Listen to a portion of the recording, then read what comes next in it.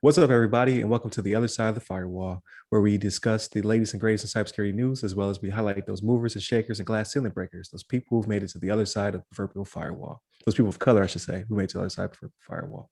My name is Ryan Williams, and as always, I'm joined by Shannon Tynes What's up? What's up? and LeVon Maynard. What at?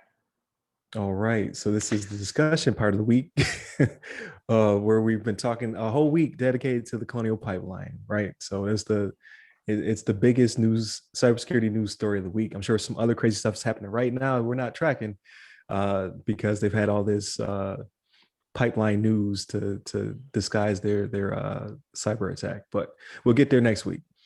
This week, we've talked about what we believe to have happened to the Colonial Pipeline on Monday's episode, and just how we feel their recovery plan, their disaster preparedness, all that stuff was not up to snuff. On Tuesday, we talked about the executive order and what it means to the future of the federal government dealing with cyber attacks. So definitely moving in what I believe to be in the right direction. And then on this episode, we're going to talk about the Colonial Pipeline in regards to the ransom being paid. So if you're not tracking, Colonial Pipeline paid $5 million, which seems to be a discount in this situation. They could have charged them 5 to 10 times as much, but they did not, only because of how, in my opinion, like I could be wrong. They may lowball it and be like, hey, we're just gonna get $5 million from this company. But if they did their reconnaissance, they would know how big Colonial Pipeline was and how much it touched. So that's an interesting perspective I just thought about. Like, we've been talking about the security team and their preparedness for this attack, but we have not talked about the attackers and their reconnaissance, because they issued that apology saying they didn't know how big this was and how much they would have impacted people. But had they dug in a little bit deeper and known how big this company was and all the states it impacted, they would have known either to not attack them because this will become a national issue, or charge them more because of how big the company was and how much they potentially have made during the windfall. So that is an interesting perspective. I'm not encouraging attackers to attack people, but you won't have to issue apologies and run to the hills as they did. It had you known who you're attacking. So now you have the entire U.S. looking for you. You got a price in your head, and they will find you. It's going to happen. Whether it be the pressure to put in on Russia, which is the country they believe these attackers headquarters out of, or it be just sleuths out there on the internet finding out who these people are and then systematically locking them up. So there will be hell to pay when you mess with America and her gas. So the article that we're sourcing comes from Wired. It was written by Lily Hay Newman. And the picture is, so the name of the article is Colonial Pipeline paid $5 million ransom and kept a vicious cycle turning. And it's a video, or it's a picture of a lady filling up several gas cans. I can see at least 2, 4, 6, 8 gas cans up with gas, because people panicked and they started to hoard gas immediately. And now we're starting to see the ramifications with people setting their cars on fire because they didn't have, she has a lid though, in her defense. But if she can't sell that gas goes bad. I don't know how long it takes, but I know for the little bit of gas I keep on hand for my lawnmower, I gotta make sure I cycle it out so it doesn't go bad. Let alone you got 8 gas tanks worth of gas sitting in your garage, or a black trash bag full of gas somewhere chilling in the sun, because people crazy. So I want to discuss just the ramifications of the payment. So obviously the FBI did get involved with the ransom. What we understand to have happened was that important files were encrypted that caused them to shut down because they could not work. If you dig into the article, it seems as though there was some breaking news where they believe it was not the operations side of the house that was attacked. It was the billing side of the house that was attacked. And because they were encrypting files on that side and they could not tell Basically, they couldn't figure out who to bill, how to distribute bills, things of that nature. They either had a knee-jerk reaction where they shut down the operations side as well because they didn't know how far the attacker had gotten into the network, or they've also found artifacts where they were being attacked on both sides. Again, this company that, or not company, these band of attackers that attacked them seem to have not known enough when they attacked this company. So yeah, they went and encrypted the billing side, but either they may have wandered into the operation side or they just caused panic and they shut down the operation side. And then Colonial Pipeline flipped to trying to bring up all of their backups, and it was just taking too long. So that's why they paid the ransom. And then there's just too much heat. The FBI was getting involved.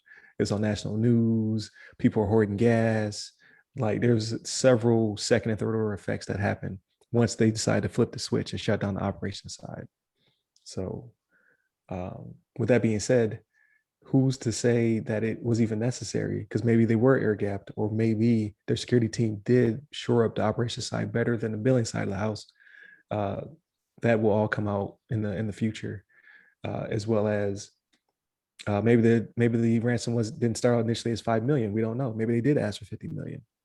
No clue. But they need to get the hell out of Dodge, so they took what they could get in Bitcoin. They wrote out and gave them the keys to unencrypt the files. So I said a lot of words there. What are your guys' opinions about what transpired with the information we currently have? I think you said it very well. I mean, you gave a lot of good information. And as you mentioned, uh, well, when you said it affected the billing side, I think that's the first time I heard about that. But it's something I suspected. I might have mentioned on the other call, but I feel like more than likely these people attack the system that these people use, that the company uses as like you said, billing, or for like the operational side of things. Not so much because I feel like me being a somewhat educated IT guy, that I wouldn't have like, I would have the air gap. I have the system that I'm controlling pipelines disconnected from internet, connectivity, or something that somebody download something and puts on the computer.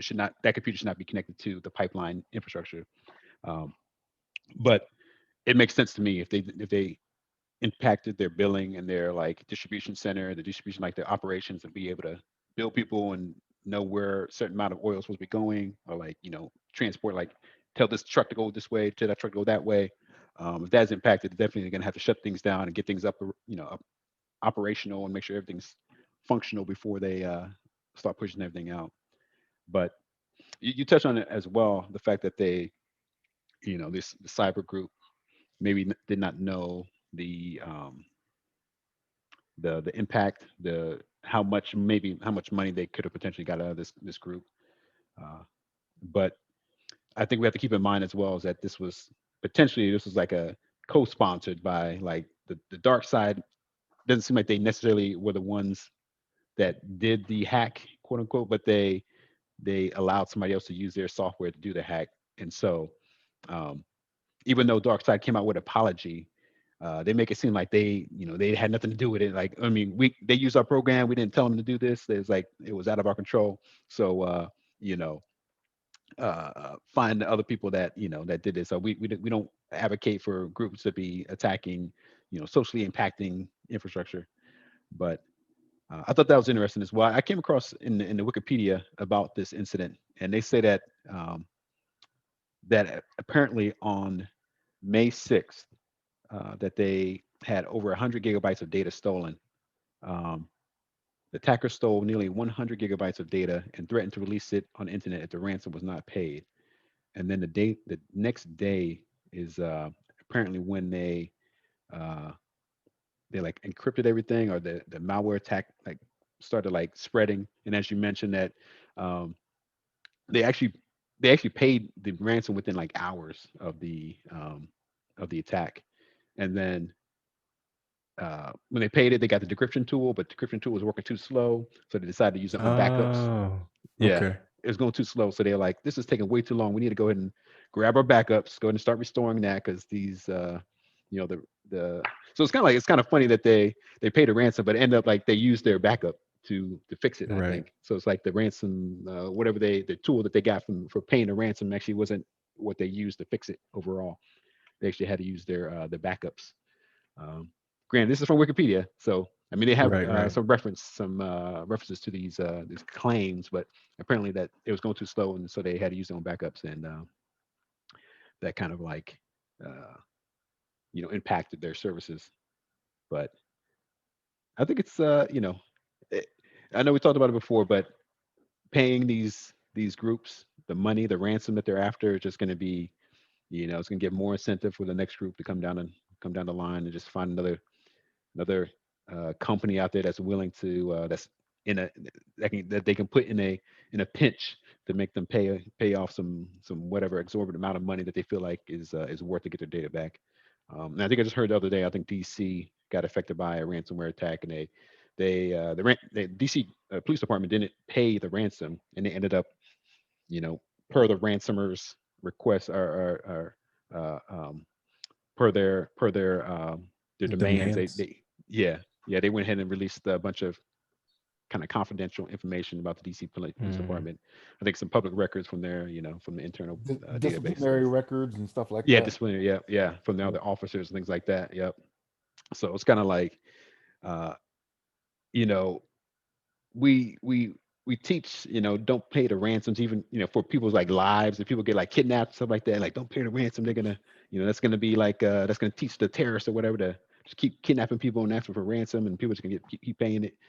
But it's kind of funny they say that, but for ransomware, people still pay, um, pay the money to get access to their data, because maybe they don't have a backup method in place, like you mentioned earlier, as well, Ryan, that maybe their cyber group is not prepared for this. They don't have any kind of process or procedure lined up for incidents like this. How quickly they can um, restore the data. But it's hopefully these kind of things, like, just people kind of learn from them and just be able to like understand that the more that they pay this money, that the more they're going to be hunting for the next group to impact, and see if they can get more money out of the next company, and it's going to keep snowballing. And then they may just kind of circle back and come back to other companies that they've done before, that they were willing to pay in the past, and like, oh, guess what, we got back into your system. We put like a little back door that we can kind of re-encrypt your stuff again, like, several months later, and now we're going to ask for you to pay that ransom that you paid before.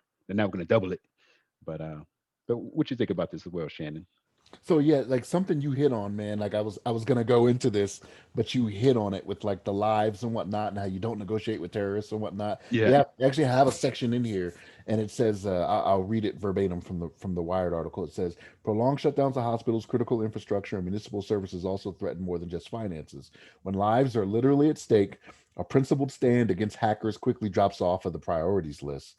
Right. Mm. So it's like they've done the calculation here to where they say a life is only worth so much, but if I'm not pumping oil every day, right, like I'm Hmm. losing this much or whatever. And it's Right. exactly along the lines of what you were saying, right? Like they're gonna say don't negotiate with terrorists, whatever. But yeah, these companies, they get under the gun. They're like, okay, what are we gonna do? We're gonna pay. We're gonna do this, that, and the third. And the thing you mentioned from Wikipedia, I was not aware of that. I did not know that they had paid it within hours, of Yeah. being that their stuff was gone already. I thought it was one of those things where they were doing the backups already, and that was taking too long. And then they were like, okay, give it to us or whatever. It was actually the other way around. So that is interesting, right? And that's probably why what we mentioned in the previous podcast, where President Biden was like, hey, I'm not going to discuss that, and then just walks off. You know what I mean? Right. It's like, Right. you know, Yeah.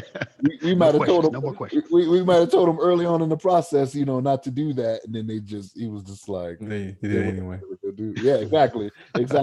You know what I mean? But no, I mean this is one of those things, man. Like, and Ryan, you've mentioned it several times before, and how they do it in Europe. You know what I mean? And it's a matter of, okay, we will not negotiate with terrorists. When it comes to things like this, cyber terrorists, I should say, we will not negotiate with cyber terrorists. You're not going to get any money from us. If you think it's going to be lucrative, it will not be. We'll just suffer the consequences, and we'll go through it that way. You know what I mean? Right. Um, Right. and with this group, with this dark side group, which is a pretty cool name, right? It always makes me think of dark side. You know what I mean? So I think of Liz and whatnot. But like this group, maybe they just did not anticipate. The reason they probably couldn't anticipate what was going to be, which I don't know how they couldn't have, but they didn't anticipate as selfish as we were going to be when it came to hoarding gas and doing all this stuff. Because I still stand by the fact, I think that made it so much worse, right? So Yeah. whoever is in this group is just not paying attention to us, because we are very selfish, you know what I mean? So and again, that's probably why they came up with the apologies, you know what I mean? Like, hey, we just want y'all to break us off on some Bitcoin, you know what I mean? We ain't gonna do all this, you know what I mean? Right. We ain't gonna do all that. Bitcoin's floating around $60,000. I don't know how much it is now, but I know at one point it was like $60,000, you know what I mean? But Yeah, so they were like, it dropped a bit, but yeah, yeah, they're like, just give me some of that. That's all I want. I don't want right. I don't want people's Hummers catching fire, you know, That's right, crazy stuff right. like that, you know what I mean? But yeah, it is sad this is where we are, but we have to acknowledge this is where we are, right? We have to be more proactive with things like this, because in this day and age, I mean, you have to think about it. You could go to any house and I can guarantee you there's a computer in every house, whether it be an actual desktop, laptop, or even your phone. Your phone is a computer. I don't care what you say, right? The functions that some of these do, I mean, you might have some, 80-year-old, guy out there in the woods somewhere that don't have it, but he's probably making bombs or something too, but doing something else crazy. But Right. um yeah, like the computer age that we're in, and the age of technology that we're in, like, this has to be a reality for everyone, not just big companies, you know what I mean? And it could be something as small as, just having antiviruses on your devices, you know what I mean? Mhm. Just do the bare minimum, you know what I mean? You don't have to do the firewalls in your home network and stuff. Like, let me not say you don't have to. Let me take that back. I'm not saying you don't have to, but I mean, not everybody has that knowledge to go and do that, you know what I mean? But you could do the bare minimum, to keep yourself from being a target for things like this, you know what I mean? But yeah, with Colonial Pipeline, this is I don't know. I mean, to them, 5 million is a drop in the bucket. You know what I mean? Like, you're not going to tell me even the smallest oil company would look at that and be like, okay, yeah, we need to do whatever we need to do. Had it been me, my recommendation probably would have been, if it really was a matter of, okay, we don't know who we're billing or this, that, and the third, I'd be like, okay, you know what? Let's go old school. Let's write it down on a piece of paper. Okay. Mhm. I gave this gas station in North Carolina this much. We'll collect later. We'll figure it out later. Right. You know what I Right. mean? Because you do put the target on your back when you do this. Because now they're like, oh man, Colonial, we know they'll pay up. You know what I mean? Mhm. Because it's a matter of, these hackers are getting, they're working faster than the companies are to protect themselves against it. You know what I mean? Because as soon as news gets out that you paid it, I guarantee there's a group out there like, okay, well, let's try to get in there and see and try to figure out what they did, even though it's not released yet. Well, we got a target, right? If you take all the resources, if you don't have your resources spanned out, if you don't have these hacker collectives that are going after several different targets, and they coordinate, which they obviously do, right? Because this is a hacker group called DarkSide. If they coordinate and key in on one target, it could be a lot worse for you, right? It's not like you have, maybe three members from the collective going after you. You get their full attention, right? So you may get the 100, 200, 300 that they have coming after you and trying to get in there and figure out how this other group got in there before you're able to fix it. You know what I mean? So that's one of the things. I think there's just other ways around it to make it to where you don't pay the money, you don't put this on your back again. But again, it's the public trust thing too, right? Because even though we are selfish and we're out there putting gas in trash bags or whatever, right? It'll never be our fault. The consumers will never cop to the fact that we made this worse than it could have been. You know, Mhm. is my feeling on this. Yeah. Yeah. So I would love to have been in their chat to see the reaction. Like, because they got paid so fast, right? So they did what they needed to do. They got like you said, they actually did steal data. So like they had stuff like, hey, if you don't pay us, we're gonna release this stuff, potentially compromise these people's identities and accounts and things of that nature. But we're also gonna encrypt your stuff. So twofold. So got paid. They're like, woo, got that money. And then subsequently they saw it get worse. They're like, oh, we didn't do that though. And they're like, oh, wait a minute, they doing too much. Oh, the people hoarding gas. Like, you see, like, just That's right. the memes and all that stuff, just the panic started to ensue. And then whomever at Dark Side is their point of contact, because they have to pay Dark Side a fee So they got to break them off a piece is 5 million. Dark Side's probably like, yo, give us our money. We disavow you. Like, don't come around these parts no more. The FBI is looking for us. So it just escalated so quick. So there's some 12-year-old right now who is freaking panicking because when you think like some old man in a black hoodie, it's probably like some 12-year-old kid. Right. Got in the Colonial Pin and got their stuff. He's scared to spend the money now because he know the government looking for him. Right.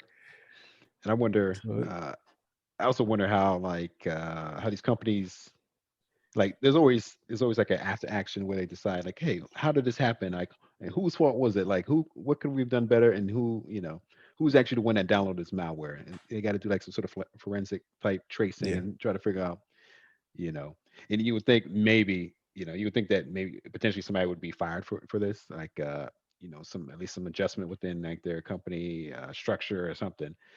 Whoever, I don't know, exposed them to this ransomware, because I don't know. It could have been more than one person, but you think it's probably just one person that just downloaded something randomly, and then like all of a sudden they clicked on it and they opened it up, and now just like it hit, hop to the next system with the next system after that. But I always kind of wonder about It that. might depend on how low they are in the company too, right? Because like Yeah. here's like they could have gone after the big fish, right? They could have gone after the CIO, CFO, Right. COO, CEO, right? And it could have been one of them. And Yeah. they ain't about to get fired, right? Right. Like, I fire people, I don't get fired. Right.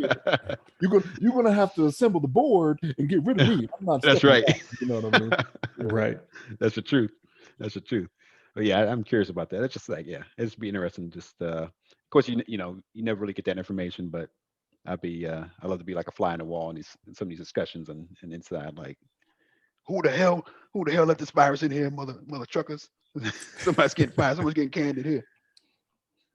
Yeah. Or they may have just gotten in through pen testing. They might have just found that port, that one random port. Somebody's playing Doom, so 666 port's open. It's true. It's true. Yeah. It could be something like that. Yeah. Yeah. So it's going to be very interesting. Like, hopefully that information, because they're supposed to share with peers after the fact. So that will probably be leaked at some point. Exactly how they got in there. Right. And I was gonna say it'd probably be a while from now too, because I'm sure they're gonna have to go through all their steps to, like you said before, the forensic investigation. Yeah. And they can look at every system and look for any kind of like residue or some back doors that they left behind, that they can re-encrypt the data like after the fact. But I guess we'll find out. Maybe hopefully they have some more information in the next the upcoming weeks or whatever. Yeah. And who's to say they still don't dump the information on the internet anyway? Yeah. You can't trust somebody who steals from you. It's like, oh, they're gonna be benevolent and give me back all my data, and they're gonna delete everything they backed up in the cloud, and all that good stuff. Like, no, they're probably not. They probably can still release it. Or like we talked about that one company that was nameless in the article, where they got hit with the same ransomware twice because they didn't anticipate them coming back. So Right. you just can't you can't trust thieves. So that's why I'm like, why you shouldn't even pay them. You should just be like, just walk away. Like, we took an L on this one, but there'll be more to come because of this. So hopefully there's something comes out of it where they're like, we will no longer pay. Like the police department did. It was good for them, even though it probably has other ramifications on with the files that were released, but that was all buried this week by the Colonial Pipeline stuff. So that might be next week news and not entertainment because it's people's lives, but I mean, it will be out there for the world to consume. So yeah, but I think that does it for this discussion. It's always good discussion with you two gentlemen. It's always well informed and humorous. So thank you, Shannon. Thank you, LeVon. Remember to hit us up at www.theothersideofthefirewall.com. I think that's an extra W in there. To get to our YouTube, to get to our audio. We're on 6 different platforms. So for your listening needs, you can hit me up personally at RyRy Security Guy. That's RYRY Security Guy on LinkedIn, IG, Twitter, and TikTok. Please ask me a question. I have the weekly Ask Us SP that drops every week. I haven't got any questions yet, so I'd love to answer those questions. And LeVon, Hit me up on the Twitters at LeVon Maynard. there it is. So stay tuned. Next episode is the weekly recap or roll up, or I forget what we call it. Weekly rundown. There it is. We discuss everything that's not cyber related. So this week was all Colonial Pipeline, so we won't be talking about that. So be easy. Take care.